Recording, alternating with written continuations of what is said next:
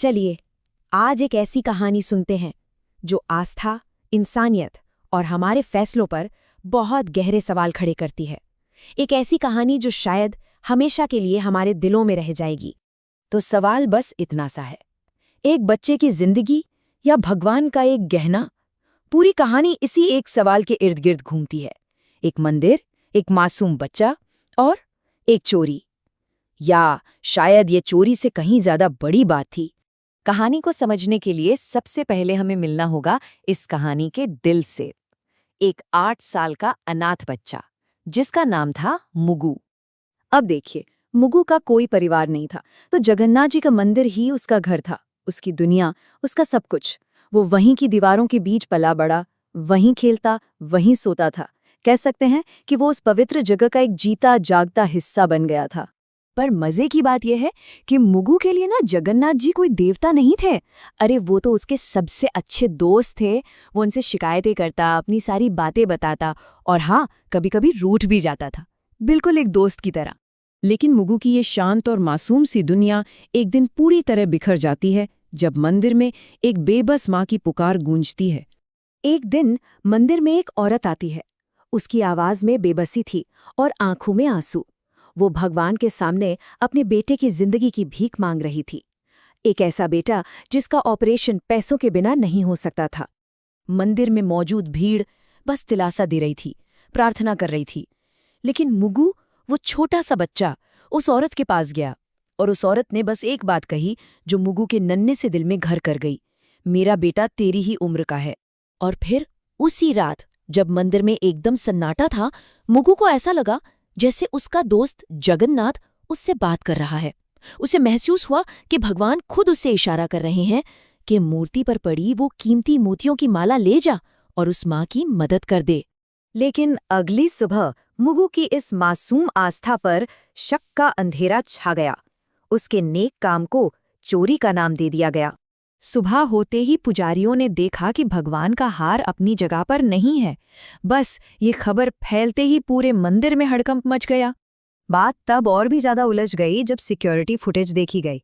उसमें साफ था कि पूरी रात मंदिर में ना तो कोई अंदर आया और ना ही कोई बाहर गया। तो फिर हार गया कहाँ?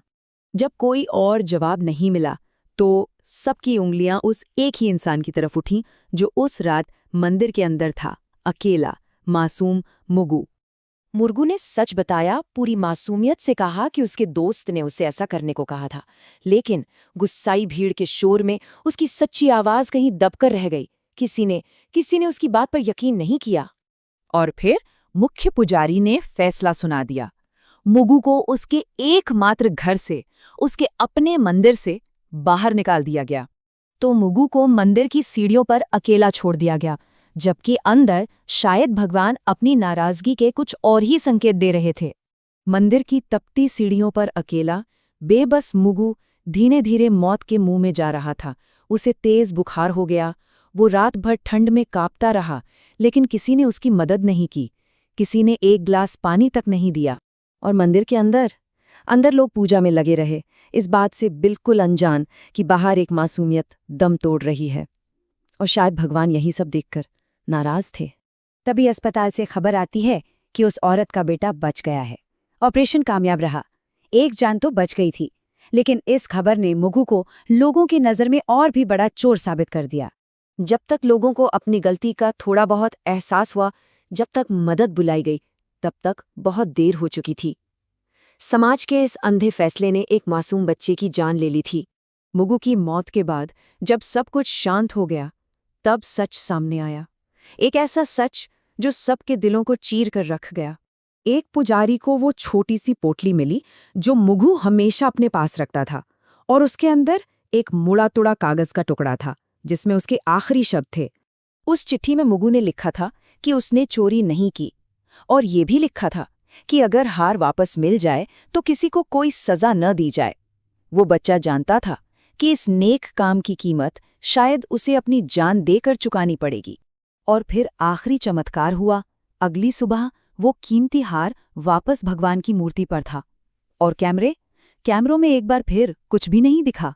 अब ये साफ था, ये कोई चोरी नहीं थी, ये एक इम्तिहान था जिसमें इंसानियत हार गई। इस कहानी ने एक बहुत कड़वा सच सिखाया कि भगवान मंदिरों में नहीं, इंसानियत में बसते हैं। और सबसे बड़ी पूजा किसी की मदद के लिए सही समय पर लिया गया एक सही फैसला है।